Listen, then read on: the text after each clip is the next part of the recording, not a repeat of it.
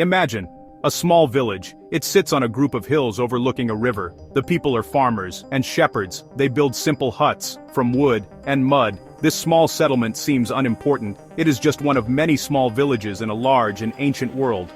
Yet, this particular village would not remain small or unimportant for long. This was the beginning of Rome, a city that would grow to rule a vast empire. The story of Rome is one of the most incredible tales in human history. It is a story of how a tiny community on the banks of the Tiber River in Italy became the master of the Mediterranean world and beyond. This journey from a humble village to a mighty empire is a story of ambition, war, and incredible change. The Romans built magnificent cities, with towering temples and vast arenas. They engineered roads that connected their empire for thousands of miles. They created laws that still influence our legal systems today. For centuries, the name of Rome meant power, order, and civilization. The eagle standards of its legions marched from the misty shores of Britain to the hot deserts of Mesopotamia. The story of Rome's rise is a powerful lesson in how a society can achieve greatness through organization, determination, and a unique ability to adapt and absorb new ideas. But the story of Rome is not just about its incredible rise, it is also a story about its dramatic fall. Every empire that rises must eventually face its limits. Rome was no different. The same city that had conquered the known world would itself be conquered. The same streets that had seen triumphant generals parading their spoils of war would see foreign invaders looting its treasures. The fall of Rome was not a single event, but a long and complicated process. It was a slow decline that happened over many centuries, caused by internal weaknesses and external pressures that wore the empire down until it finally broke apart. In this account, we will explore this epic story from beginning to end. How did Rome achieve such unprecedented power? What were the secrets to its long-lasting success? And most importantly, why did it fall? By looking closely at the key moments in its history, we can understand the forces that built Rome up and the ones that tore it down. This is more than just an ancient story. It is a timeless lesson about the nature of power, the challenges of governing a complex society, and the unavoidable cycle of growth and decay that shapes human history. Thanks for listening. To understand Rome, we must start with its legendary beginnings. According to the stories the Romans told about themselves, their city was founded on April 21st, 753 BC. The founders were twin brothers named Romulus and Remus. They were said to be the sons of a princess and the god of war, Mars. Abandoned as babies, they were saved and raised by a she-wolf. When they grew up, they decided to build a city on the hills where they had been found. A fight between the brothers ended with Romulus killing Remus and becoming the first king of Rome. This powerful myth tells us a lot about how the Romans saw themselves. They believed they were descended from a god and destined for greatness from their very first day. While the story of Romulus and the she-wolf is a legend, archaeology tells us a more grounded tale. Evidence shows that small settlements did indeed exist on the hills of Rome around the 8th century BC. These early Romans were part of a larger group of people called the Latins. They were simple farmers, living in a world dominated by more powerful neighbors like the Etruscans to the north and the Greeks in southern Italy. These early years were a struggle for survival. Rome was a monarchy at this time, ruled by a series of 7 kings. This period laid the groundwork for the city's future, establishing its religious customs and early social structure. A major turning point came in 509 BC. The Romans, tired of being ruled by kings, overthrew their last monarch, Lucius Tarquinius Superbus. They declared that they would never again be ruled by one man. In place of the monarchy, they created a new form of government, the Republic. This was a revolutionary idea. Power would now be shared among elected officials and a powerful council of elders, known as the Senate. The Roman Republic was designed to prevent any single individual from gaining too much control. This new political system would prove to be incredibly resilient and effective, providing the stability Rome needed to begin its long march toward dominating the Italian peninsula. Our journey through Roman history will follow this timeline, from its mythical founding to its final collapse. We will mark the clear turning points that changed its destiny. The creation of the Republic in 509 BC was the first. Another was the long and bitter wars against Carthage, which made Rome a Mediterranean superpower. Then came the dramatic collapse of the Republic and the rise of the first emperor, Augustus, in 27 BC. Finally, we will examine the crisis of the 3rd century AD and the division of the empire, which were critical steps on the path to its eventual fall in the West in 476 AD. Each of these moments represents a major shift in Rome's story. Rome's location was no accident. Its geography gave it several key advantages from the very beginning. The city was built on 7 hills, which made it easy to defend against attacks from neighboring tribes. These hills offered high ground from which to watch for approaching enemies. The city was also located on the Tiber River, providing a reliable source of fresh water for drinking and farming. Importantly, Rome was situated about 15 miles inland from the sea. This was close enough to benefit from sea trade, but far enough away to be protected from pirates or sudden naval attacks. The land around Rome was fertile. The volcanic soil of the Latium plain was good for growing crops like wheat, grapes, and olives. This agricultural base meant the city could feed its growing population. A strong food supply is the foundation of any successful society, and Rome had it in abundance. Furthermore, Rome stood at a natural crossroads in Italy. The Tiber River had a small island in its middle, which made it one of the easiest places to cross. Trade routes north-south and trade routes east-west naturally passed through or near Roman territory. This strategic position allowed Rome to control commerce and movement across central Italy. The early Romans were practical and disciplined. Their society was built around family, respect for tradition, and a strong sense of civic duty. From a young age, Roman citizens were taught their first loyalty was to the state. This created a powerful social glue during difficult times. They were also very good at learning from others. They adopted military tactics from their enemies, engineering techniques from the Etruscans, and philosophy and art from the Greeks. This ability to borrow and improve was one of Rome's greatest strengths. Strategic location, strong agricultural base, and a disciplined social structure gave Rome the tools to expand. The early republic was almost constantly at war with its neighbors. These were wars of expansion and incorporation. When Rome conquered a people, it did not always destroy them. Instead, it often offered alliance or citizenship. This turned former enemies into loyal allies and a growing pool of soldiers. Slow, methodical expansion across Italy laid the foundation for the empire to come. Studying the history of Rome is about more than just learning facts about the past. It is about understanding the very foundations of the Western world. The Romans left behind a legacy that is still with us today, woven into the fabric of our languages, our laws, and our buildings. Many modern European languages evolved directly from Latin, French, Spanish, Italian. When we use words like Senate, Republic, or justice, we are using a political vocabulary that was born in Rome. The Roman system of law, based on principles of evidence and on rational argument, became the model for many legal systems around the world. The Romans were master builders.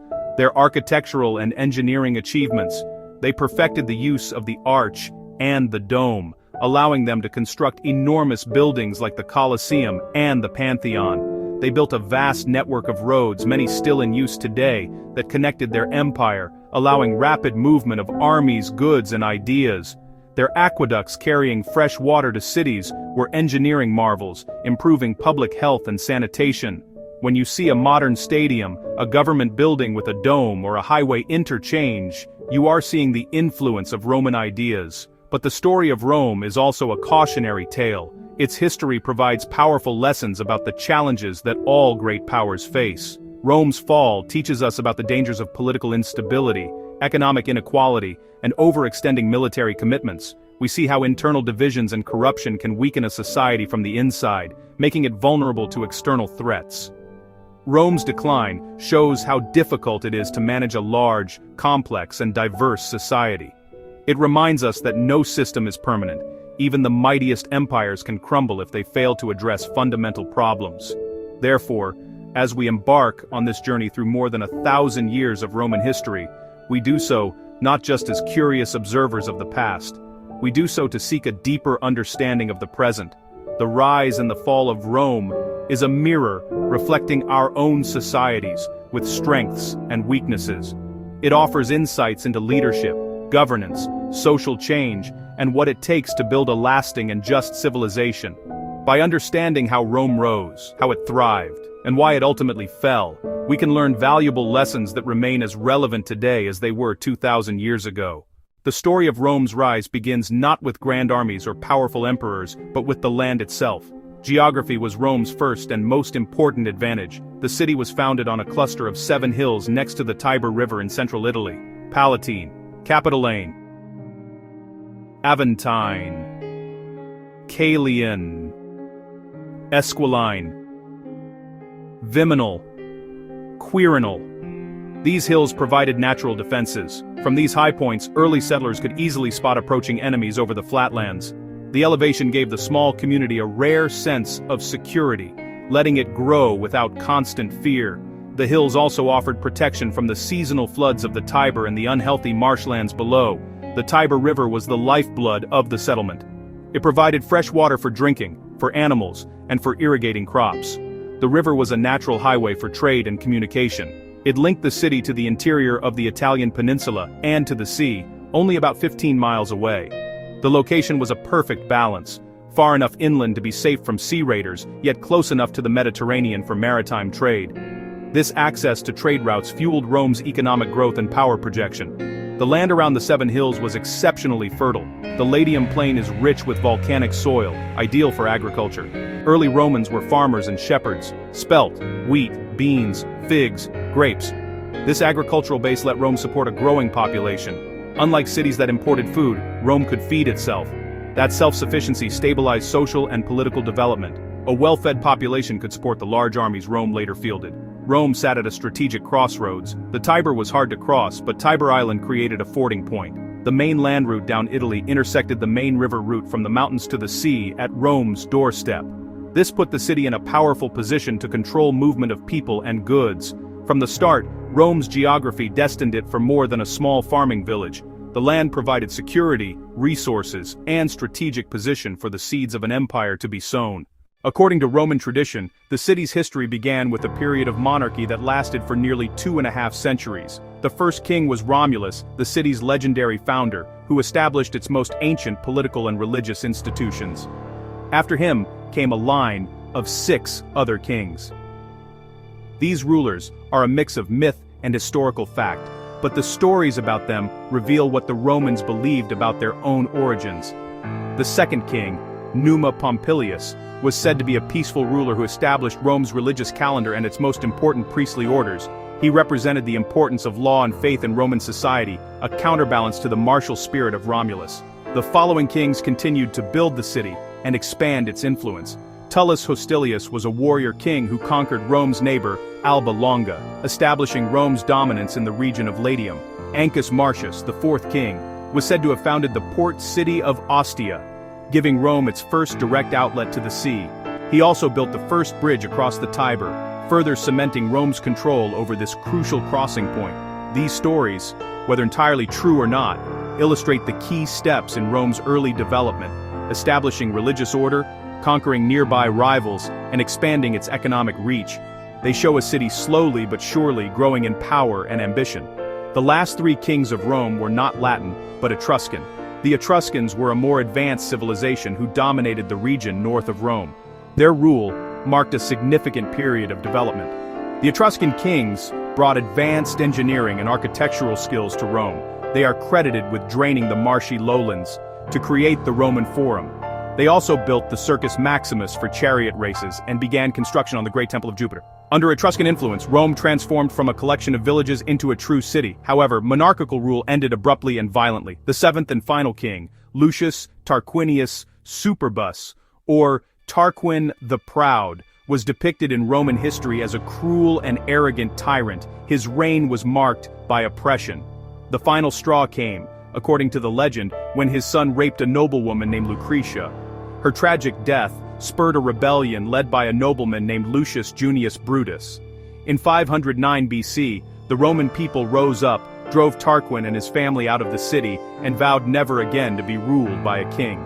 This event was the single most important turning point in early Roman history, marking the end of the monarchy and the beginning of a bold new experiment in government, the Roman Republic.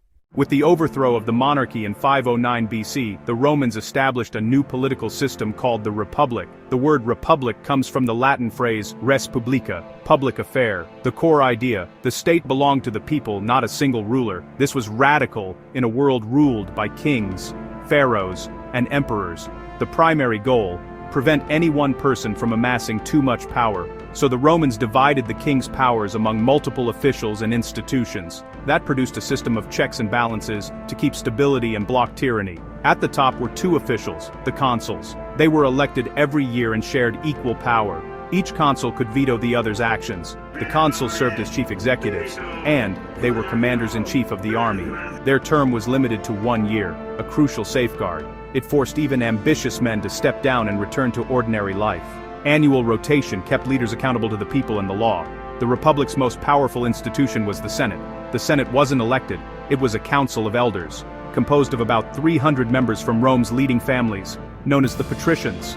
Senators held office for life. The Senate couldn't pass laws directly, but its advice carried enormous weight. It controlled the state's finances, it managed foreign policy, it appointed governors for the provinces. The Senate provided continuity and long-term vision the consuls lacked. It was the stable, guiding hand, the experience of Rome's elite. Finally, the popular assemblies, gatherings of Roman citizens, with the power to elect officials like the consuls, and to vote on laws the consuls proposed. In theory, this gave the common people, the plebeians, a voice. In practice, the assembly system was complex and favored the wealthy. Still, the assemblies affirmed that ultimate authority came from the Roman people. This new, layered system created a resilient framework that let Rome face the next 5 centuries. The early Roman Republic was not a true democracy. Society was sharply divided into 2 orders, the patricians and the plebeians. Patricians, small, wealthy elite, descendants of the original senators, monopoly on political power, monopoly on religious offices, monopoly on the best land. Plebeians, the common people, farmers, artisans, merchants, laborers. They were citizens who could serve in the army but had very little say in the government that sent them to war. That inequality sparked the struggle of the orders, the plebeians' weapon, their numbers. They were the vast majority and the bulk of the Roman army. In 494 BC, they used that leverage for the first time. They felt exploited by patrician landowners. They were burdened by debt. The plebeian soldiers refused to fight. In an act of mass protest, they withdrew to a nearby hill, the first secession of the plebs. They threatened to found a new city of their own. The strike paralyzed Rome. The city was left defenseless. Panicked patricians were forced to negotiate. Plebeians learned their unity could force concessions. First major victory, the tribune of the plebs. Tribunes were elected by plebeians to protect their interests. Tribunes were granted the veto power. The veto could block acts of a magistrate. The veto could block acts of the Senate. A tribune was sacrosanct. Harming one was a capital crime. Tribunes became champions of the plebeian cause. They gave the people a direct voice and provided a powerful shield within the political system, a revolutionary step toward more balanced power. Over 2 centuries, plebeians continued the struggle and won important rights. Around 450 BC, the laws of the 12 tables. The laws were inscribed on bronze tablets and displayed in the forum for all to see. Before this, the law was unwritten, interpreted only by patrician magistrates who could apply it unfairly. The 12 tables made the law public. The 12 tables applied equally to all citizens. Later reforms, plebeians elected as consuls. Priestly colleges opened to plebeians. Plebeian assembly resolutions became binding on the state. The long struggle gradually transformed the Republic into a more inclusive society. With its internal political structure becoming more stable, Rome began to look outwards. For the first 2 centuries of the Republic, Rome was engaged in almost constant warfare with its neighbors on the Italian peninsula. These were not grand wars of conquest, but small, brutal conflicts. Other Latin cities, the Etruscans to the north, hill tribes from the Apennines, like the Samnites. This was a long and difficult process. In 390 BC, Rome suffered a humiliating defeat. A band of Gauls swept down from the north. They defeated the Roman army. They sacked the city. The Romans paid a large ransom in gold to make them leave. The disaster was a wake-up call, hardening Roman resolve. Rome's recovery was slow, but determined. The city was rebuilt with stronger walls. The army was reorganized to be more flexible and effective. Rome began a systematic campaign to secure dominance over central Italy. The most significant challenge came from the Samnites. Rome fought 3 long and bitter wars against them over half a century. The wars tested Roman endurance and military skill. By defeating the Samnites in 290 BC, Rome became the major power in central and southern Italy. Success came from military prowess and a unique political strategy for dealing with the people it defeated. Unlike other powers that enslaved or destroyed the conquered, Rome developed a more sophisticated system. It extended different levels of rights and responsibilities to the Italian communities it brought under control. Some cities received full Roman citizenship. Others received partial citizenship, private rights, but no vote. Most were bound to Rome as allies. Allies supplied soldiers to Rome. Allies managed their own local affairs. The policy turned enemies into loyal partners. Allied soldiers gave Rome a huge manpower advantage. The promise of citizenship encouraged loyalty. Incorporation and alliance were the key to Rome's expansion. Rome didn't just conquer Italy, it unified it. By 264 BC, the peninsula south of the Po was under Roman control, setting the stage for the next challenge. The engine of Rome's expansion was its army. The Roman legion was not just a collection of soldiers, it was one of the most sophisticated military organizations in the ancient world. In the early republic, the army was a citizen militia. All male citizens who owned property were required to serve when the state called upon them. They provided their own weapons and armor. They fought without pay, motivated by a sense of duty to the republic. This citizen-soldier ideal was personified by figures like Cincinnatus. A farmer granted supreme power to save Rome. He achieved victory in just 16 days and gave up his power to return to his plow. This story reinforced the ideal of selfless service to the state. Over time, as Rome's wars became longer, the army evolved. The simple phalanx formation was replaced by a more flexible system. The legion was divided into smaller, more maneuverable units called maniples. Maniples allowed the army to fight on rough, hilly Italian terrain. Soldiers were also organized by experience. The newest recruits, the hastati, the more experienced soldiers, the principes, the oldest veterans, the triarii. This rotation provided resilience that often wore down opponents. Discipline was the bedrock of the Roman army. Training was relentless and brutal. Soldiers drilled constantly in marching, in weapons practice, and in construction. A legion on the march was an engineering unit as much as a fighting force. At the end of every day's march, the army would build a fortified camp. They dug a ditch. They raised a wall. These measures made them safe from surprise attacks. Discipline was enforced with extreme severity. A soldier who fell asleep on watch could be beaten to death. If an entire unit broke in battle, the punishment could be decimation. Every 10th man was executed. This harsh discipline forged an army that was reliable, obedient, and capable of enduring incredible hardship. The equipment of a Roman legionary was highly standardized and effective. Each soldier carried a large curved rectangular shield, the scutum. Shields could interlock to form a tortoise shell. The testudo, their primary weapon, was the gladius, a short stabbing sword. Before closing, legionaries hurled 2 heavy javelins, the pila. The pila were designed to bend on impact. Bent pila couldn't be pulled out or thrown back. This combination, discipline, flexible tactics, and effective equipment, created a military machine suited for conquest. By the middle of the 3rd century BC, Rome had become the master of Italy, but as its power grew, it met another great power, Carthage, located on the coast of modern-day Tunisia. A wealthy city founded by Phoenician colonists, a maritime empire built on trade. Its powerful navy controlled the sea lanes, commercial network, the shores of Spain, the island of Sicily. For a long time, Rome and Carthage maintained a distant peace. But as Roman influence pushed to the southern tip of Italy, conflict over Sicily became almost inevitable. In 264 BC, the clash erupted, the First Punic War. Punic was Rome's name for the Carthaginians. It referenced their Phoenician origins. The war was fought mainly over Sicily. Initially it was a mismatch. Carthage, naval superpower. Rome, a land power with almost no navy. Early sea battles were disastrous for Rome. They realized they couldn't win with traditional naval tactics. The Romans adapted and innovated. Their solution, the corvus, the crow, a movable boarding bridge with a heavy spike underneath. When a Roman ship rammed an enemy, the corvus was dropped. The spike locked the ships together. Sea battle became a land battle. Roman legionaries stormed across and fought hand-to-hand. The Corvus let Rome win stunning naval victories. After over 20 years of brutal fighting, Carthage sued for peace in 241 BC. Rome had won its first overseas war. The peace terms were harsh.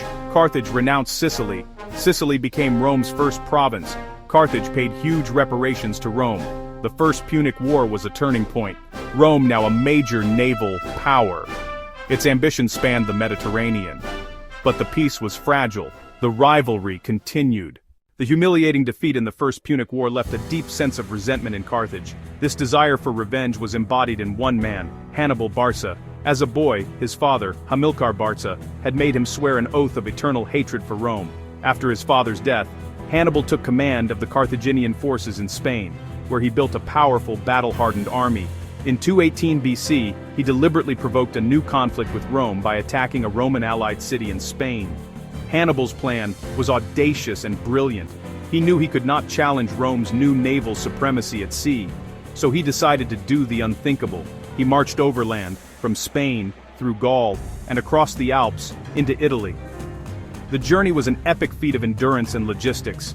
His army included tens of thousands of infantry, cavalry, and even dozens of war elephants. They had to overcome treacherous mountain passes, freezing weather, and hostile, local tribes. By the time he descended into the plains of northern Italy, he had lost nearly half of his men and most of his elephants. But the core of his army remained, and he had achieved complete strategic surprise.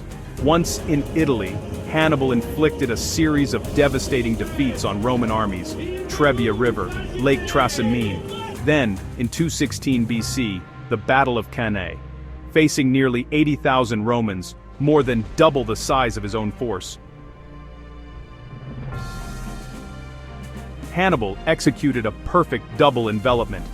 He allowed his center to slowly fall back, luring the Romans forward into a trap. Then his stronger wings closed in from the sides, and his cavalry attacked from the rear, completely surrounding the Roman legions. The result was a slaughter. By the end of the day, as many as 50,000 Roman soldiers lay dead on the field. The defeat at Cannae was the worst in Roman history. It sent a shock wave of panic through Rome. The city was in mourning, its armies were shattered, and many of its Italian allies defected to Hannibal's side. For a moment, it seemed that Rome was finished. "Hannibal at the gates!" became a phrase used to express ultimate terror. Yet, in this darkest hour, the Roman character showed its true strength. They refused to surrender. They refused even to negotiate with Hannibal. The Senate adopted a new strategy. They would avoid facing Hannibal in another major pitched battle. Instead, they would shadow his army, launching small attacks and disrupting his supply lines. This strategy of attrition would become known as the Fabian strategy. Rome would endure, regroup, and fight on. While Hannibal was wreaking havoc in Italy, a new Roman hero was emerging. His name was Publius Cornelius Scipio. His father and his uncle had both been killed fighting the Carthaginians in Spain. Despite being only in his mid-20s, Scipio persuaded the Senate to give him command of the Roman forces there. He was a military commander of a different kind, charismatic, imaginative, and a brilliant strategist who had studied Hannibal's own tactics. Instead of just fighting a defensive war, Scipio went on the offensive. In a series of brilliant campaigns, he drove the Carthaginians completely out of Spain, depriving Hannibal of his main source of reinforcements and supplies. Scipio's success in Spain was a crucial turning point. With Spain secured, Scipio proposed a daring plan. It was the reverse of Hannibal's strategy. He would invade Carthage's home territory in North Africa. He argued that this would force Hannibal to abandon Italy. Many in the Senate thought the plan was too risky, but Scipio's confidence and his string of victories won them over. In 204 BC, he sailed with an army to Africa. Just as he had predicted, his invasion caused panic in Carthage. The Carthaginian government recalled Hannibal from Italy. For the first time, Hannibal would have to fight a battle to defend his own home. The final decisive confrontation took place in 202 BC on the plains of Zama. It was a clash of titans, Hannibal against the young and brilliant Scipio. Scipio had carefully studied Hannibal's methods. To counter Hannibal's famous war elephants, Scipio arranged his maniples in columns with wide lanes. When the elephants charged, Roman trumpeters sounded a loud blast. Many of them panicked and stampeded through the lanes, or turned back and crashed into Hannibal's own troops. After neutralizing the elephant threat, the Roman and Carthaginian infantry clashed. The battle was finally won when Scipio's superior cavalry returned to attack Hannibal's army from the rear, the very tactic Hannibal had used at Cannae. The defeat at Zama was total. Carthage was forced to accept a crushing peace treaty. It lost all its territories outside of Africa, its navy was dismantled, and it had to pay another massive indemnity. It was forbidden from ever waging war again without Rome's permission. The Second Punic War was over. Scipio returned to Rome a hero and was given the honorary name Africanus in honor of his victory. The long and bloody struggle with Carthage had transformed Rome. It had survived its greatest test and emerged as the undisputed master of the Western Mediterranean. The path was now clear for Rome to expand its power eastward and to build an empire that would dominate the known world. Rome's victories in the Punic Wars and its subsequent conquests brought unimaginable wealth and power to the city. Triumphant generals returned, with captured slaves, wagons overflowing with gold and silver, and exotic treasures. This new wealth, however, did not benefit everyone equally. It flowed into the hands of the senatorial elite, aristocratic families who controlled government and land. They bought up vast estates, creating latifundia. A huge gap opened between the super-rich and the rest. That gap sowed deep social and economic conflict. These estates were worked by a growing population of slaves working a large agricultural estate. Reliance on slave labor devastated the small Roman farmer. The small farmer had long been the backbone of the Republic and its army. Citizen farmers serving long campaigns overseas. Their family farms fell into debt and disrepair. They could not compete with cheap produce from slave-run latifundia. Many sold their land and flocked to Rome seeking work. They became a landless, unemployed urban mob, the proletariat. This economic transformation had profound political consequences. Only property-owning citizens could serve in the army. As farmers lost land, the pool of recruits shrank. A military recruitment crisis emerged as Rome expanded. Displaced farmers became dependent on the state or wealthy patrons. Ambitious politicians saw the disenfranchised mob as a tool, promising cheap grain and spectacular public games, bread and circuses, winning popular support. The republican system, built for a small city-state, was ill-equipped for empire. Institutions began to buckle under strain. The Senate became an arena for fierce competition. The old values of duty, moderation, and service to the state gave way to rampant greed, personal ambition, and a willingness to use violence to achieve political goals. The Republic was sick. Its conquests created conditions for its downfall. The growing crisis in the late Republic did not go unnoticed. Two men from a noble family tried to act, Tiberius Gracchus and Gaius Gracchus. They saw the stark land inequality and the growing poverty. Tiberius was elected tribune of the plebs in 133 BC. He proposed radical land reform, reclaim public land illegally occupied by the wealthy elite, enforce an old law limiting how much public land one person could hold, redistribute the surplus in small plots to the landless poor. That would restore the small farmer, solve the military recruitment crisis, and reduce poverty in Rome. The Senate met his proposal with furious opposition. Wealthy senators felt their property and power were under attack. They persuaded another tribune to veto the law. Tiberius then had the assembly vote to remove that tribune from office. That violated sacred tradition and escalated the conflict. After forcing the law through, Tiberius announced he would run for re-election. Opponents accused him of trying to be a king. On election day, the confrontation turned violent. Senators and supporters marched on the assembly. In the riot, Tiberius and about 300 followers were beaten to death. For the first time, disputes were settled by violence, not debate. The taboo on domestic political violence had been broken. The Senate had shown it was willing to kill to protect its interests. 9 years later, Gaius Gracchus was elected tribune in 123 BC. He was more ambitious with a broader reform program. He revived the land reform law. He introduced a law to provide subsidized grain. He proposed founding new colonies. He proposed extending Roman citizenship to Italy's allies. The citizenship idea alienated many poor supporters. The Senate declared a state of emergency and empowered the consul. Gaius was hunted down and took his own life in 121 BC. Thousands of his supporters were rounded up and executed without trial. The Gracchi story showed the Republic was deeply divided. Reform, however well-intentioned, could now lead to bloodshed.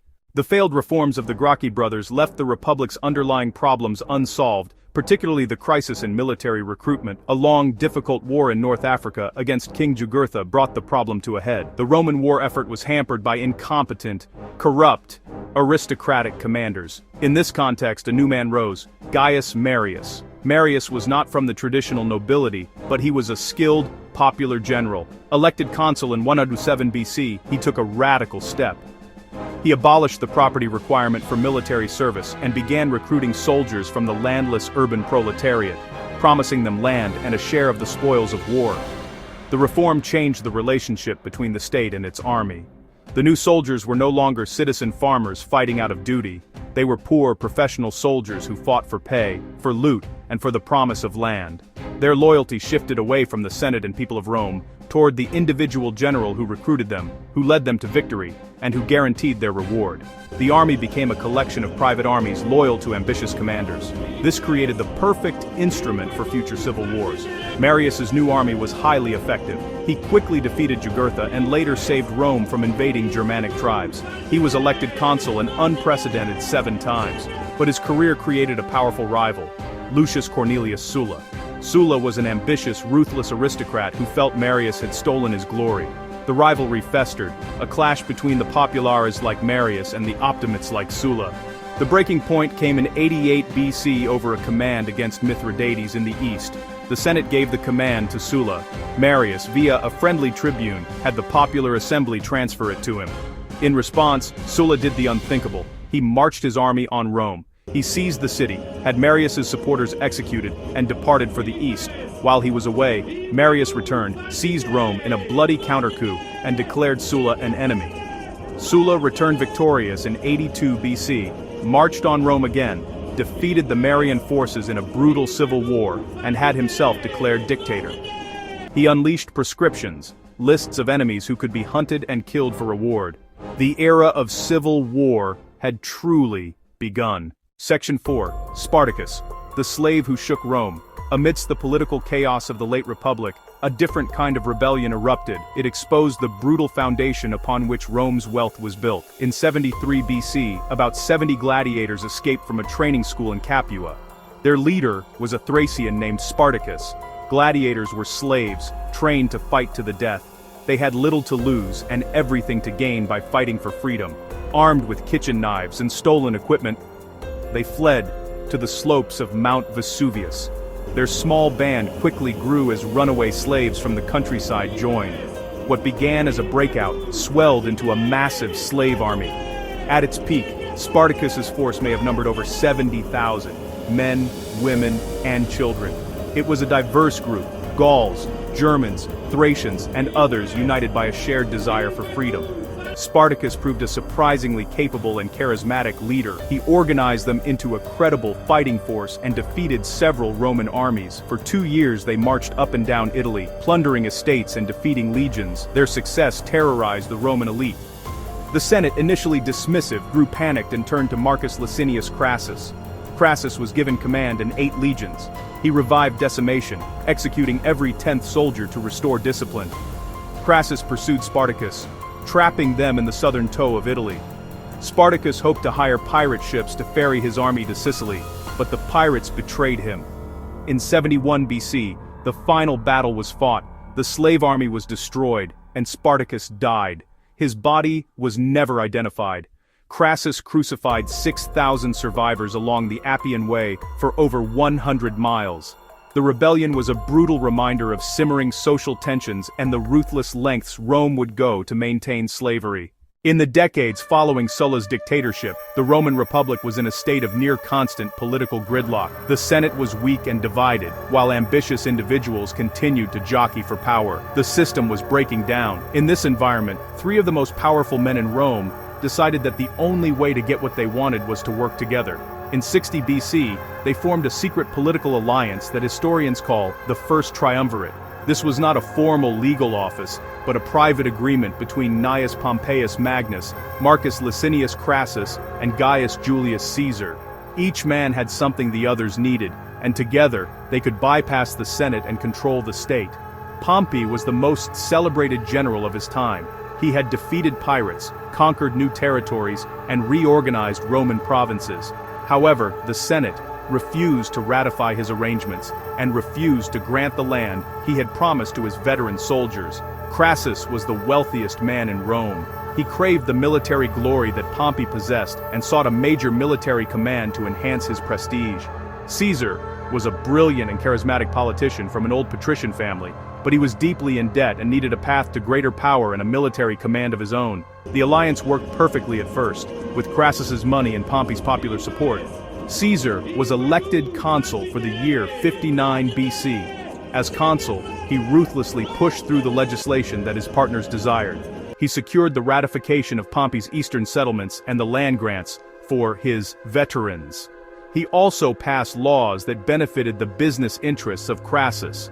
For himself, Caesar arranged a crucial prize, a 5-year term as proconsul of Cisalpine Gaul and Transalpine Gaul. This command gave him control of several legions and the opportunity to wage war, win glory, and acquire the wealth he desperately needed. The Triumvirate effectively sidelined the Senate and demonstrated that real power in Rome no longer resided in its traditional institutions, but in the hands of powerful individuals with armies and wealth at their command. The alliance, however, was always a fragile one, based on personal ambition. It was held together by the political needs of its members and cemented by a marriage between Pompey and Caesar's only daughter, Julia. As long as the three men saw a common benefit in cooperating, they could dominate the Republic. But if their interests diverged, or if the personal bonds between them broke, their immense power could easily be turned against each other, plunging Rome into yet another devastating civil war. The very success of Julius Caesar in Gaul led to the breakdown of the First Triumvirate and the start of another civil war. The alliance had already been weakened in 53 BC when Crassus launched a disastrous invasion of the Parthian Empire. He was defeated and killed. His death removed one of the key pillars of the Triumvirate. A year later, the personal link between Caesar and Pompey was severed. Caesar's daughter Julia, Pompey's wife, died in childbirth.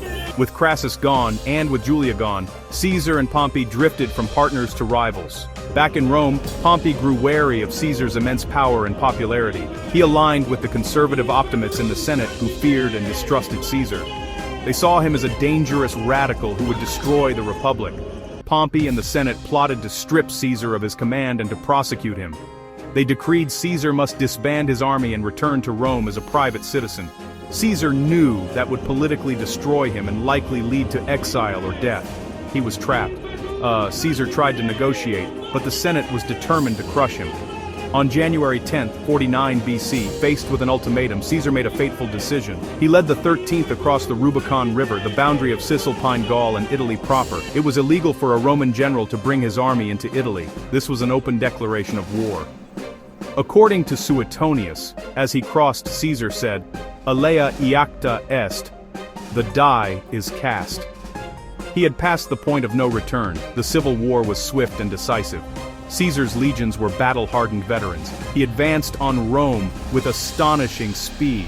Pompey and most of the Senate abandoned Italy and fled to Greece to gather forces. Caesar secured Italy, then Spain, before pursuing Pompey. The decisive battle was Pharsalus in 48 BC. Though outnumbered, Caesar's legions crushed Pompey's army. Pompey escaped to Egypt seeking refuge. The Egyptian court had him assassinated as he stepped ashore. The war continued for years as Caesar mopped up resistance in Egypt, Africa, and Spain. The outcome was no longer in doubt. Caesar was now sole master of the Roman world. Having defeated all his rivals, Julius Caesar returned to Rome not as a conqueror of foreign lands, but as the undisputed ruler of the Roman state itself. The old republic was, in all but name, dead. Caesar was showered with honors. He was made dictator, first for 10 years, then, in early 44 BC, dictator for life. He was given the title father of his country. His face was put on coins. The Senate still met, elections were still held, yet he controlled everything. He nominated candidates and his word was law. As dictator, Caesar launched major reforms. He relieved debt. He resettled veterans and the Roman poor in overseas colonies. He began a massive public building program in Rome, giving jobs to the unemployed.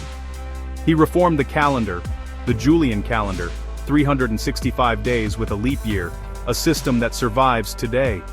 He expanded the Senate, packing it with his supporters, including men from the provinces.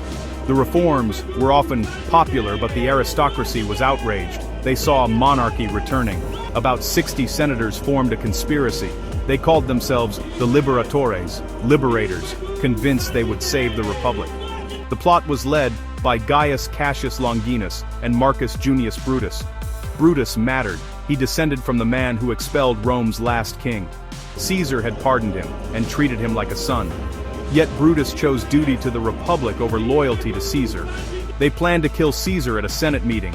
The assassination happened on the Ides of March, March 15, 44 BC. In the theater of Pompey, Caesar sat as the Senate met.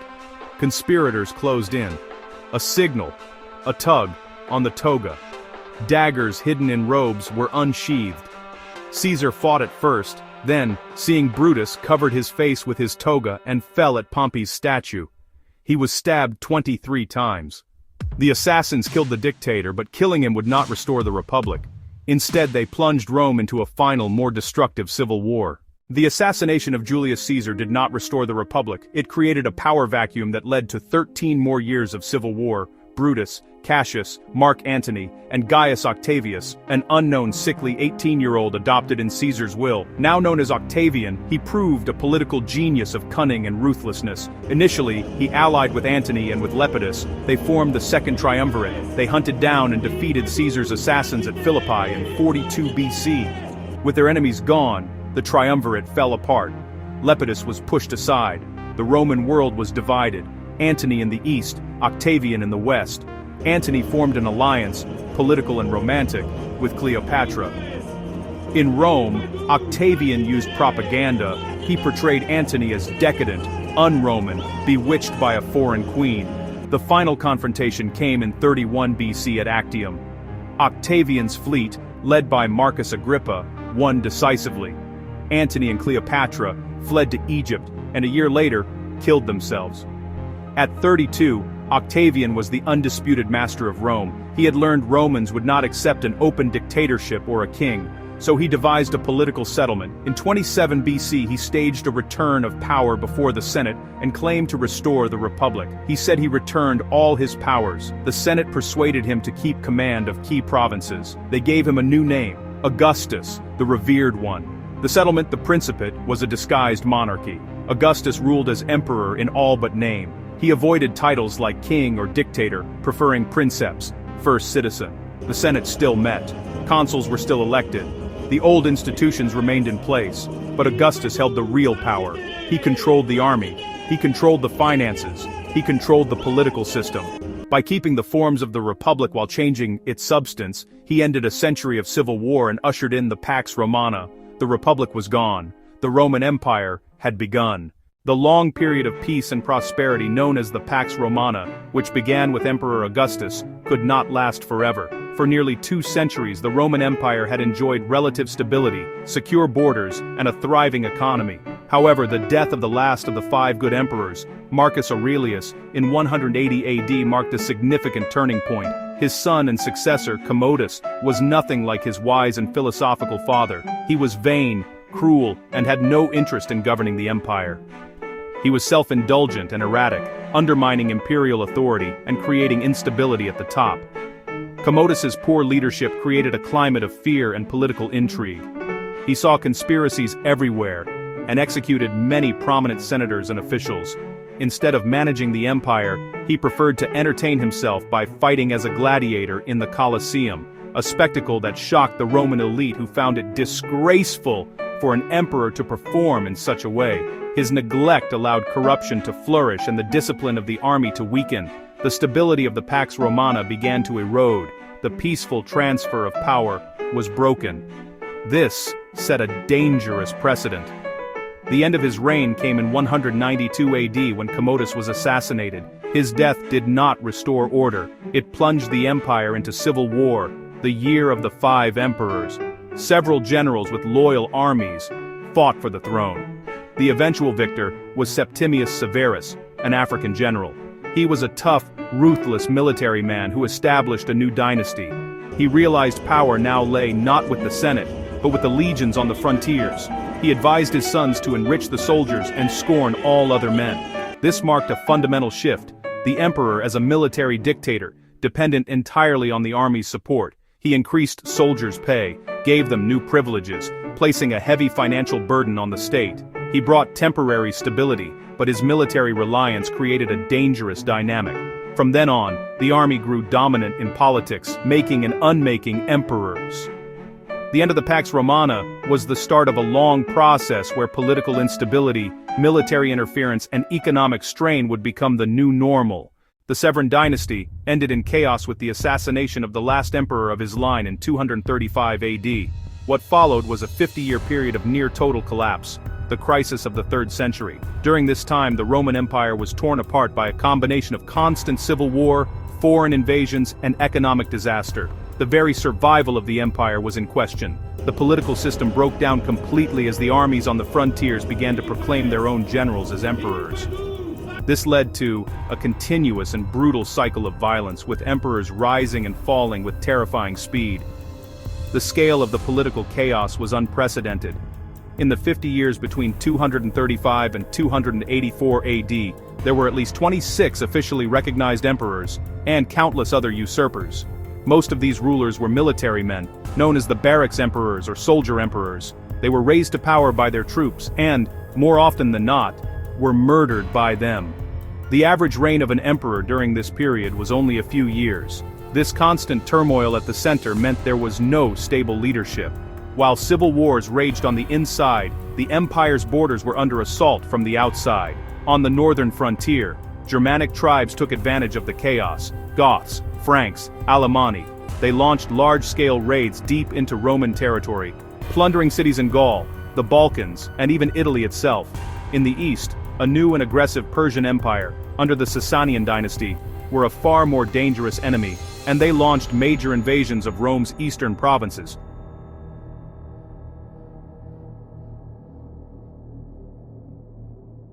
At one point even capturing a Roman emperor, Valerian, in battle in 260 AD, a profound humiliation for Rome. The combination of civil war and foreign invasion had a devastating effect on the fabric of Roman society. Large areas of the empire became lawless and dangerous. Trade routes were disrupted. Cities began to build defensive walls. The empire even temporarily broke apart, with two large sections declaring independence: the Gallic Empire in the west, and the Palmyrene Empire in the east. For a time it seemed as if the Roman Empire, which had dominated the Mediterranean world for centuries, was about to shatter into pieces completely. During the crisis of the 3rd century, the process of becoming emperor changed completely. The old idea of a smooth succession disappeared. Power became a prize to be seized by the strongest general with the most loyal army. These rulers are known as the soldier emperors. Almost all career military men, risen through the ranks. They were not traditional Roman aristocrats. Their only claim to power was the soldiers' support, bought with gifts of money, promises of land, and promises of loot. This made the political environment unstable and dangerous. The life of a soldier emperor was short and violent. A general would be proclaimed emperor, march on Rome, fight rival claimants, defend the frontiers. But defeat, or failure to pay, could make his soldiers murder him and proclaim a new leader. This revolving door of power made long-term governance impossible. The cycle of assassination and usurpation devastated imperial government.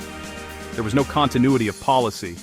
Each emperor focused on survival, with little time for administering provinces, roads, aqueducts, or managing the economy.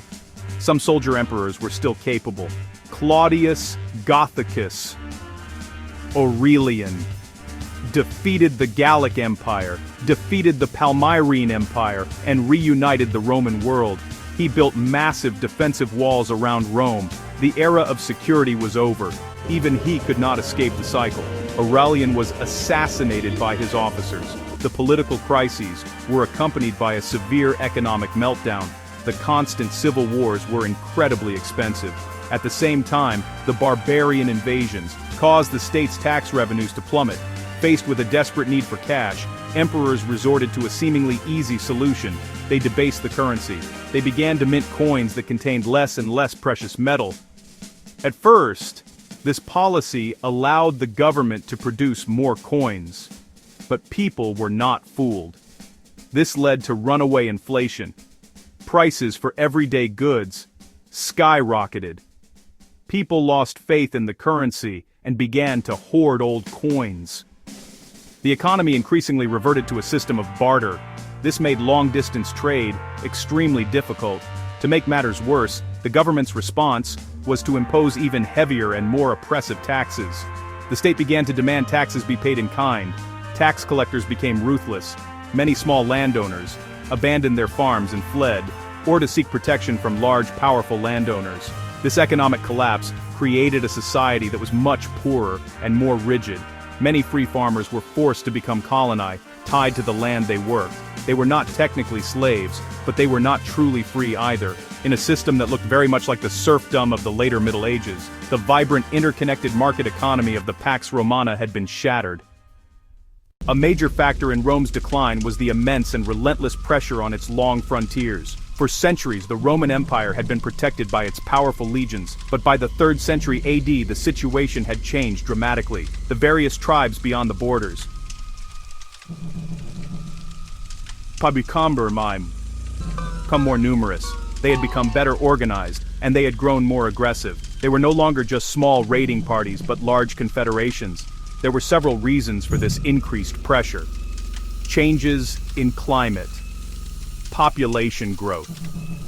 Additionally, centuries of contact with the Romans had changed them. They had learned Roman military tactics. They had acquired better weapons. The constant civil wars within the Roman Empire created perfect opportunities for them to attack. When Roman legions were pulled away from the frontiers, the borders were left vulnerable, and the barbarian tribes poured across. These invasions were no longer just a problem for the frontier provinces. Barbarian warbands raided deep into the heart of the empire. They sacked cities in Greece. They sacked cities in Asia Minor. They even sacked parts of northern Italy. The psychological impact was immense. For the first time in centuries, inhabitants of the empire's core felt insecure. The building of the Aurelian walls around Rome was a stark symbol of this new reality. The city now had to hide behind fortifications. The cost of defending such a vast frontier was becoming unsustainable. In the east, the empire faced the Sasanian Empire of Persia. The wars between Rome and Persia were massive, draining conflicts. The need to maintain large armies on both the northern and eastern frontiers stretched the Roman military to its breaking point.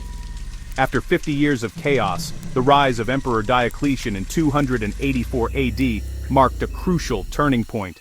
Diocletian was another soldier emperor, but he was also a brilliant administrator and a radical reformer. He understood that the empire had become too large for one man to rule alone. His most significant reform was the creation of the Tetrarchy, or Rule of Four. He divided the empire into an eastern half and a western half. Each Augustus then adopted a junior emperor, or Caesar. Each of the four rulers was given a different section of the empire to govern and defend, with their own capital city located closer to the frontiers. This system was designed to provide more stable and responsive leadership. Diocletian also implemented sweeping reforms to the military and the administration. He increased the size of the army, separating the mobile field armies from the frontier garrisons. To pay for this, he completely reorganized the tax system. Diocletian's reforms fundamentally transformed the nature of the emperorship. He abandoned the Augustan idea of the emperor as first citizen. Instead, he adopted the elaborate court ceremonies, styling himself as Dominus, or Lord and Master. He demanded to be treated as a living god.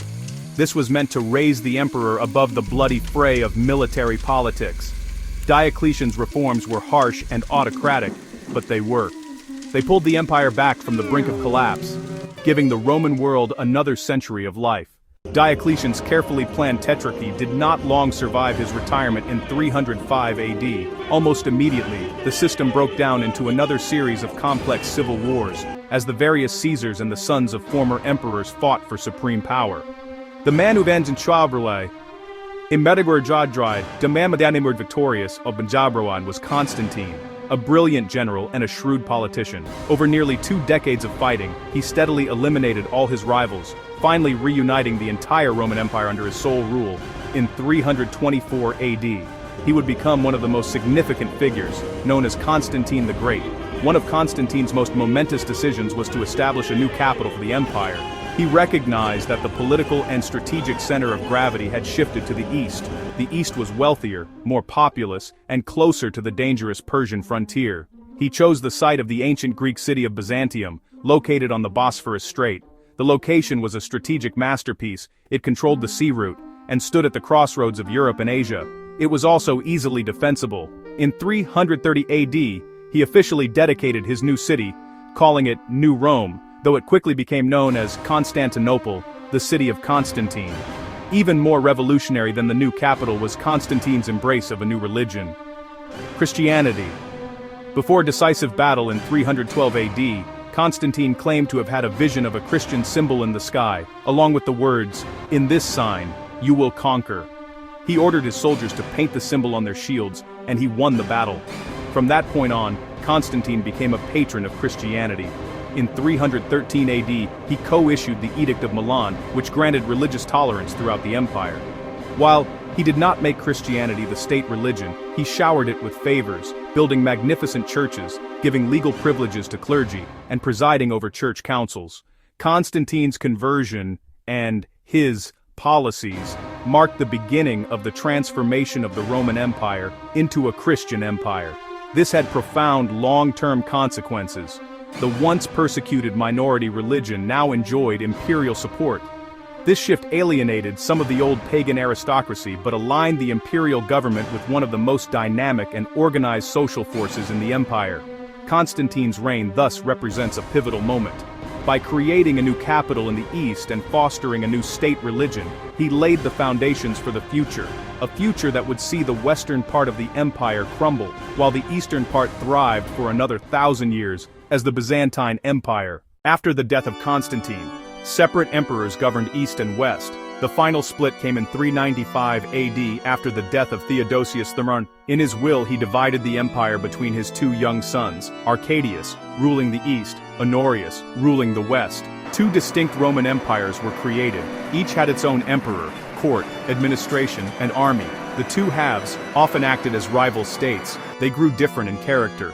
The Eastern Empire was more urbanized, more populous, and had a more vibrant and diverse economy. The Western Empire was more rural, had a shrinking population, and faced enormous, porous frontiers. The West was poorer and more vulnerable. The halves often failed to cooperate against common enemies. When the West faced crises, the East was often unwilling or unable to help. The East preferred to focus on its own threats, notably Persia. This lack of solidarity was fatal for the West. The Western government, with a shrinking tax base, struggled to fund enough soldiers. It increasingly relied on barbarian federati in its armies. The Western Empire was trapped in a vicious cycle of decline. Military crises caused loss of territory. Loss of territory caused loss of tax revenue. That left even less money to pay soldiers, producing further military weakness and more lost territory. The final decline was marked by a series of catastrophic military defeats. A pivotal moment was the sack of the city of Rome itself in 410 AD by the Visigoths, led by their king, Alaric. For 3 days the Visigoths looted the city. The event was a profound shock. For 800 years, the city of Rome had been inviolable. It was the eternal city. The news that it had fallen to a barbarian army sent shockwaves. In the decades that followed, other barbarian groups carved out kingdoms. The Vandals crossed from Spain into North Africa and captured the vital province in the 430s. They built a fleet and, in 455 AD, sailed to Italy and sacked Rome a second time. The loss of North Africa was a devastating blow.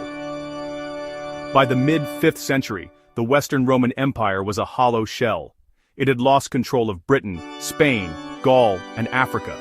The emperor in Ravenna controlled little more than the Italian peninsula itself. Even there, real power was held by powerful barbarian military commanders. The sack of Rome had not been the final cause of the fall, but it was a mortal wound that signaled the collapse was now irreversible. The authority of the Western Roman Emperor had all but vanished. The story of Rome did not end with the fall of the last emperor in the West. While the political structure of the Western Empire dissolved, the immense legacy of Rome continued to shape the world, and its influence is still deeply embedded in our lives today. The most immediate and visible legacy is found in language. Latin evolved into the Romance languages spoken by hundreds of millions of people. Italian, French, Spanish, Portuguese, Romanian. Even in English, a huge portion of our vocabulary comes directly from Latin, in fields like law, government, science, and religion. When we speak of a republic, a senate, or justice, we are using the political language forged in Rome. The Romans were also master engineers and architects. Their vast network of roads provided the blueprint for Europe's transportation system. The aqueducts were marvels of engineering. The arch, the vault, and the dome allowed them to construct massive and enduring structures. Perhaps Rome's most important intellectual contribution was its system of law. The Romans developed a sophisticated legal code based on principles of equity, evidence, the idea that the law should be written down and apply to all citizens. This body of law, culminating in the Code of Justinian, became the foundation for the legal systems of most of continental Europe. Trial by jury, the idea that a person is innocent until proven guilty, the importance of written contracts. This framework for justice has had a profound impact on the development of Western civilization. Finally, the idea of Rome itself has been a powerful and enduring legacy. For centuries after its fall, leaders from Charlemagne to Napoleon were inspired by the image of the Roman Empire. The Roman Republic provided a model for the founding fathers of the United States. The city of Rome also became the center of Western Christianity, with the Pope taking the old Roman title of Pontifex Maximus. The memory of Rome as a symbol of both imperial power and republican liberty has been a constant reference point in Western political thought, a grand and complex inheritance that we continue to grapple with in the modern world. So, why did Rome fall? As we have seen, there is no single simple answer. The fall of the Western Roman Empire was not a single event, but a long, slow process of decay, caused by a complex web of interconnected problems. No one cause was solely responsible. Instead, it was the fatal combination of many factors: political instability, economic decay, military overstretch, and social change. The empire did not so much collapse as it slowly disintegrated. The internal weaknesses were profound. The political system never fully adapted to managing a world empire, leading to devastating civil wars. The shift to a military autocracy created a new problem, a violent and unstable succession process. The economy stagnated. Crushing taxes, runaway inflation, and the disruption of trade impoverished the population. These internal problems made the empire vulnerable to external threats. The constant pressure from barbarian tribes, and the powerful Sasanian Empire in the east stretched the Roman military to its breaking point. The army, once a disciplined force of citizen soldiers, became a mercenary force whose loyalty was often to its general rather than the state. The decision to divide the empire into eastern and western halves in 395 AD ultimately sealed the West's fate by cutting it off from the wealthier and more defensible east. The final, barbarian invasions of the 5th century were not the ultimate cause of the fall, but rather the final blow to a structure that was already rotten to its core. The story of Rome's rise and fall remains one of history's most important lessons. It teaches us about the fragility of even the most powerful civilizations. It shows how internal divisions, economic inequality, and the failure of political institutions to adapt can lead to decline. It reminds us that military strength alone cannot hold a society together forever. The Romans built an empire of incredible achievement and endurance, but they could not escape the long, slow currents of historical change. By studying their story, we gain a deeper understanding of the forces that build up and tear down nations, a timeless lesson on the nature of power, society, and the enduring challenge of creating a just and lasting civilization.